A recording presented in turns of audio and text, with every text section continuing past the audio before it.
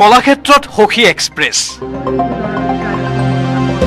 অসম ৰাজ্যিক গ্ৰামীণ জীৱিকা অভিযানৰ অধীনত ৬,৬৭০খন স্কুটাৰ বিতৰণ কাৰ্যসূচীৰ শুভাৰম্ভ কৰে মুখ্যমন্ত্ৰী হিমন্ত বিশ্ব শৰ্মাই।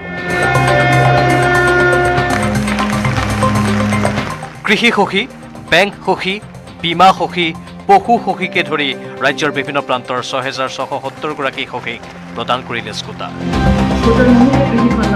কাৰ্যসূচী শুভাৰম্ভ কৰি মুখ্যমন্ত্ৰী হিমন্ত বিশ্ব শৰ্মাই ক'লে, অৰ্থনৈতিক দিশত ৰাজ্যখন আগুৱাই নিয়াৰ ক্ষেত্ৰত আত্মসহায়ক গোটসমূহৰ আছে দায়িত্ব।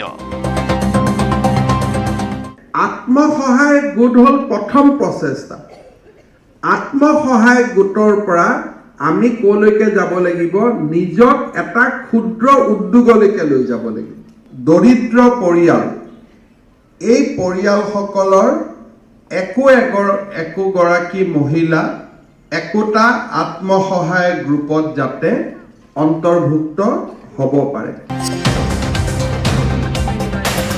২০১১ চনত আৰম্ভ হৈছিল অসম ৰাজ্যিক গ্ৰামীণ জীৱিকা অভিযানৰ। এই অভিযানে বৰ্তমান ৩ লাখতকৈ অধিক আত্মসহায়ক গোটক বিভিন্ন ক্ষেত্ৰত আগুৱাই লৈ গৈছে।